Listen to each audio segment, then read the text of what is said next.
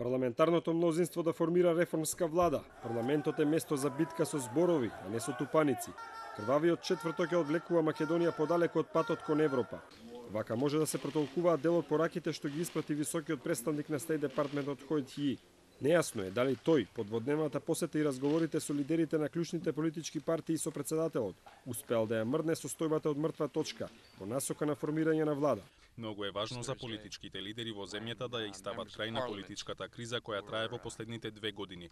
Многу е важно да се најде начин мнозинството, односно коалицијата во парламентот што има мнозинство да предложи влада и владина програма. Знаеме дека има загриженост околу содржината на владината програма, но како и во секоја демократија сметаме дека што и да предложи мнозинството треба да биде дебатирано и гласано во собранието. За Ји, нападот на пратениците е кукавички.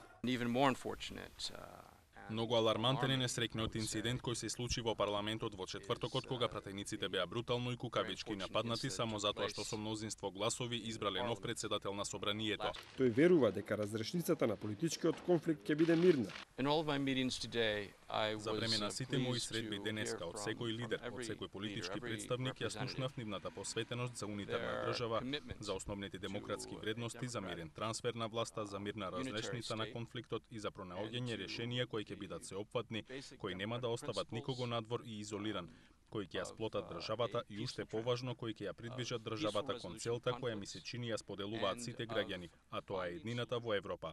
Некои сметаат дека посетата на Ји го омекнала ставот на Иванов, па тој излезе со досега најоптимистична изјава, а побара и помош од САД во насока на решавање на кризата.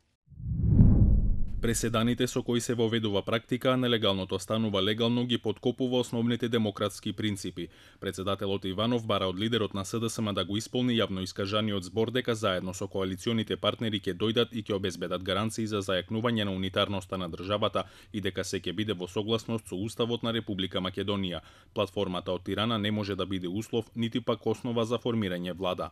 Од СДСМ се исто така оптимисти дека наскоро ќе биде формирана влада. Ѓорѓе Иванов ќе добие известување од новиот собраниски председател дека постои демократски формирано парламентарно мнозинство и ќе побара од него да постапи според уставната обврска, да го даде мандатот за формирање на влада. Постои и владина програма што гарантира унитарност на државата и почитување на уставот, што уште еднаш ќе му биде предочена и со тоа се исцрпуваат неговите неразумни барања со кои го условува давањето на мандатот. Само 2 месеци претходно Иванов тврдеше дека не е потребна интервенција на западните земји во решавање на кризата. Мојата порака е јасна. Штом се воздржа од осудување на платформата што ја загрозува сувереноста и унитарноста на државата Република Македонија, сега меѓународната заедница треба исто така да се воздржи и од наметнување решенија кои би биле во спротивност со државните интереси на Република Македонија.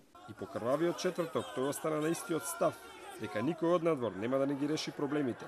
Никој друг однадвор нема да ни ги реши проблемите, ако самите ние не ги решиме, во согласност со државните интереси на Република Македонија. Сепак, посредбата со Ји и со барањето на помош од САД, се чини дека Иванов омекнал, тврдејќи дека политичките пречки за определување на мандат за состав на влада се надминливи.